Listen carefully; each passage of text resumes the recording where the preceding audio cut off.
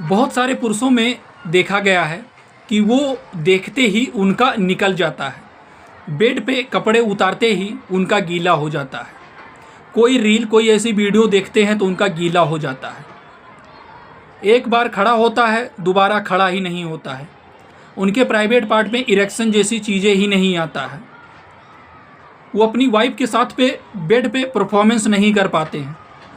उनकी वाइफ उनसे नाराज़ रहती है, टाइमिंग का ड्यूरेशन कम रहता है, उनको अपनी वाइफ को संतुष्टि ही नहीं करा पाते हैं। वो बहुत ज़्यादा परेशान रहते हैं, बहुत ज़्यादा स्ट्रेस में रहते हैं। आज हम इसी के बारे में बात करेंगे। ये समस्या आप कैसे एक तरीके से ठीक किया जा सकता है, क्या गलतियाँ आपको नहीं करनी है, किन किन बातों का ध्यान रखना है, सारा जानकारी डिटेल से बात करेंगे। चैनल पर नए हो, चैनल को सब्सक्राइब करना, वीडियो को लाइक करना, ज़्यादा से ज़्यादा लोगों के पास में शेयर ज़रूर करना। आज हम बात करते हैं, बहुत सारे पुरुषों में ये देखा गया है कि अगर वो कोई ऐसी तस्वीर या फिर बेड पे परफॉर्मेंस करने के लिए जाते हैं, कपड़े उतारते ही उनका गीला हो जाता है, उनका डिस्चार्ज होने लगता है, उनका निकल जाता है, वो बेड पे शर्मिंदा होना पड़ता है उनको। या फिर अगर वो कोई ऐसी वीडियो, कोई ऐसी रील देखते रहते हैं, उस दौरान अगर वो अपने प्राइवेट पार्ट को टच करते रहते हैं, सहलाते रहते हैं, पकड़ते रहते हैं, तो इसकी वजह से कहीं ना कहीं उनका टाइमिंग का ड्यूरेशन कम देखने को मिलता है और उनका डिस्चार्ज हो जाता है और वो बोलते हैं जल्दी खड़ा नहीं होता है। तो अगर आप अपने प्राइवेट पार्ट को बार बार टच कर रहे हैं परफॉर्मेंस करने से पहले या घर्षण जैसी चीज़ें कर रहे हैं, तो इसकी वजह से आपको और दिक्कत, समस्या, ऐसी गंभीर समस्या हो सकता है। या फिर अगर आपका शादी नहीं हुआ है, आप शादी से पहले बहुत ज़्यादा हस्तमैथुन करते थे या फिर हस्तमैथुन कर रहे हैं, तो ये छोड़ दीजिए, नहीं तो आप अपनी वाइफ को कभी संतुष्ट नहीं कर पाएंगे। बहुत सारे लोगों में देखा गया है कि वो पहले दिन में 3 से 4 बार हस्तमैथुन करते थे, अपने आप को बहुत कम टाइम में ही संतुष्ट एक तरीके से कर ले जाते थे, लेकिन अब उनकी शादी हो गई है, वो बेड पे जाते हैं, वाइफ को संतुष्ट नहीं कर पाते हैं। तो हस्तमैथुन कर रहे हो तो ये एकदम छोड़ दो।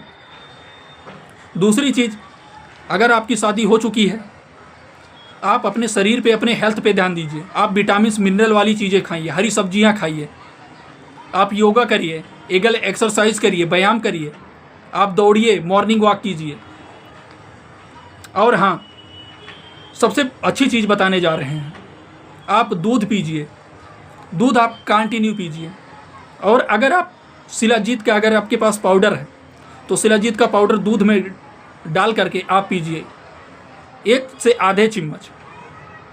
कहाँ पे शिलाजीत मिलेगा? ये आपको डॉक्टर के पसाड़ी के दुकान से एक तरीके से आप ला सकते हैं। आप अपनी दिक्कत, समस्या बता करके, या आपके अंदर अगर ऐसी कोई दिक्कत है तो आप अपने डॉक्टर या फार्मासिस्ट से आप एक बार इसके ऊपर जानकारी ले सकते हैं। दूसरी चीज़ हम आपको बताने जा रहे हैं, बहुत सारे लोग ऐसे भी बोलते हैं जो बोलते हैं मैं अपनी वाइफ को देखते ही मेरा गीला हो जाता है। ऐसा भी देखा गया है कि अगर उनकी वाइफ उनको छू लेती हैं या फिर उनको टच कर देती हैं या फिर उनके कंधे पे हाथ रख देती हैं तो उनका तुरंत ही झड़ जाता है। वो बोलते हैं मेरा 1 मिनट भी मैं बेड पे अच्छे से टिक नहीं पाता हूँ, मैं क्या करूँ? मैं अपनी वाइफ के साथ टाइम स्पेंड नहीं कर पाता हूँ, इसी के कारण मेरी वाइफ का मेरा अनबन चलने लगता है। तो सबसे पहले आपको अपने हेल्थ पे ध्यान देना है। अगर आप हस्तमैथुन पहले कर रहे थे या फिर कर रहे हैं तो ये छोड़ दीजिए, बिल्कुल छोड़ दीजिए। आप हरी सब्जियां खाइए, आप फल फ्रूट सेवन कीजिए,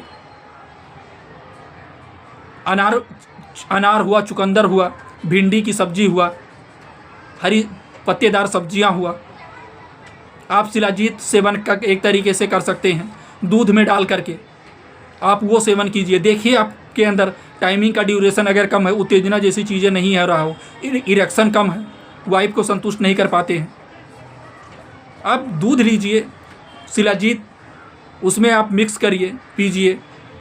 या फिर आप अश्वगंधा दूध के साथ आप एक तरीके से सेवन कर सकते हैं। आप अनार का जूस आप पी सकते हैं, अनार खा सकते हैं, सेब, फल फ्रूट। और हाँ, एक चीज़ आपको बता दें, कभी भी आपको बेड पे टाइमिंग देकर परफॉर्मेंस नहीं करना है। अगर आप कोई ऐसी वीडियो, कोई ऐसी रील देखते रहते हैं और आपका बार बार डिस्चार्ज हो जाता है, आपके प्राइवेट पार्ट से तरल पदार्थ निकलता रहता है, तो आप वो सारी चीज़ें, वीडियो देखना छोड़ दीजिए, नहीं तो आपके अंदर नपुंसकता जैसी समस्या हो सकता है। आशा है छोटी सी जानकारी समझ में आया होगा। चैनल पर नए हो, चैनल को सब्सक्राइब करना, वीडियो को लाइक करना, ज़्यादा से ज़्यादा लोगों के पास में शेयर जरूर करना। फिर मिलते हैं आपको नए टॉपिक पे नई जानकारी के साथ में।